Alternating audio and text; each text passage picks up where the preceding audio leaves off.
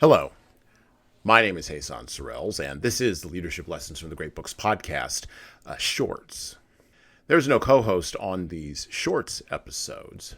These are now around 6 to 8 minute long observations, ideas, thoughts, or rants about the literature, philosophy, psychology, and yes, even the theology of leadership.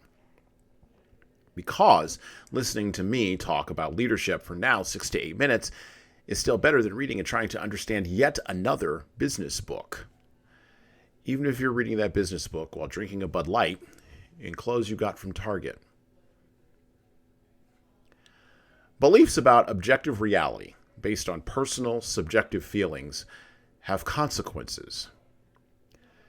There is nothing more permanent than a belief.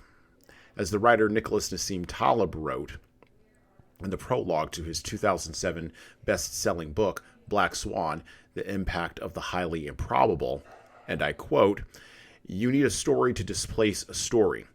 Metaphors and stories are far more potent, alas, than ideas.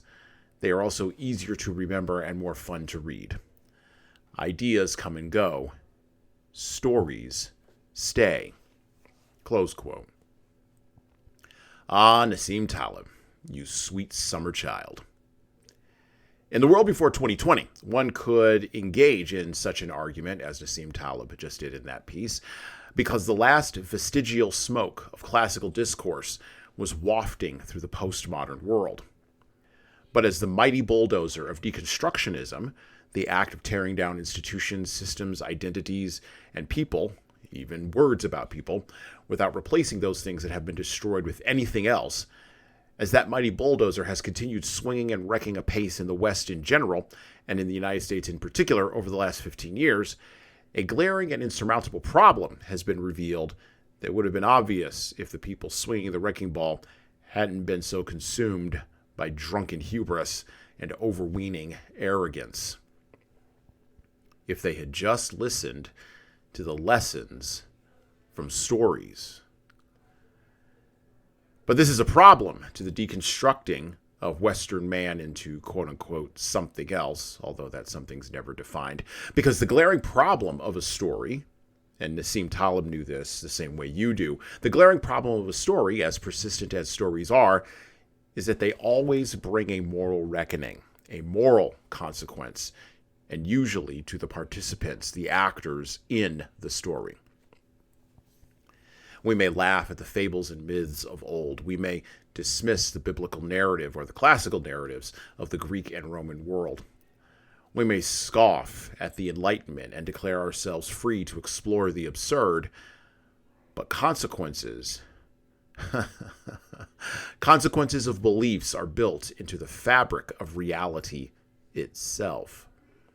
But the people who created those fables, myths, and narratives, who teased from the fabric of reality a dawning understanding of the building blocks of creation itself, the people who tried to build and maintain institutions and systems in order to complete the work of the transcendent on earth, the people who did all that knew that beliefs, based on personal experience and subjective emotion, result in consequences.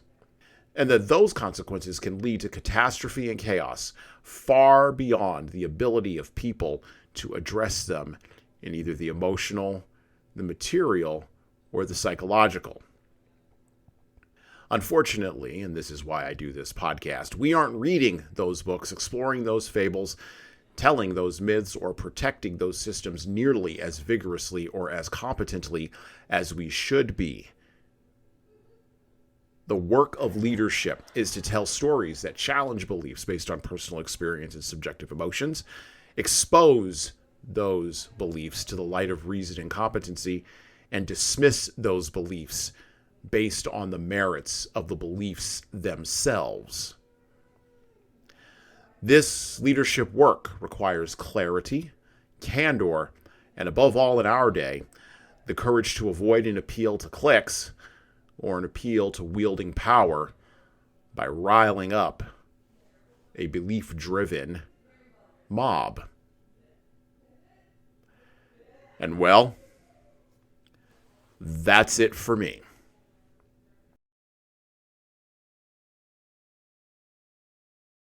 Listen and subscribe to the Leadership Lessons from the Great Books podcast on all the major podcast players that you listen to podcasts on, including iTunes, Stitcher, Google Podcasts, and even Spotify.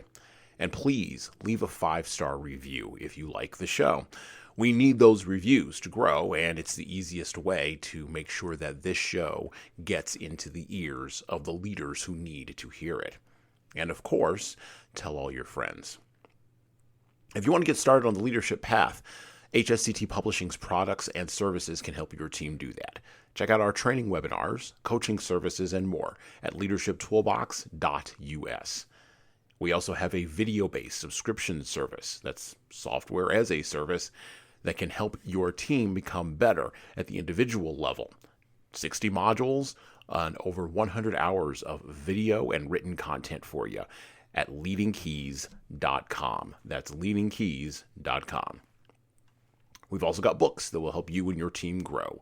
Pick up a copy today of My Boss Doesn't Care, 100 Essays on Disrupting Your Workplace by Disrupting Your Boss, and subscribe to the Little Red podcast I launched earlier this year with the same name as that Little Red book.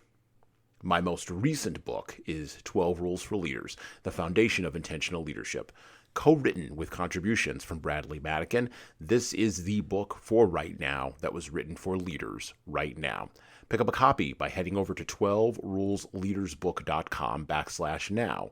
That's 12rulesleadersbook.com/now. You pay for shipping, and you'll get a copy of my second book as well.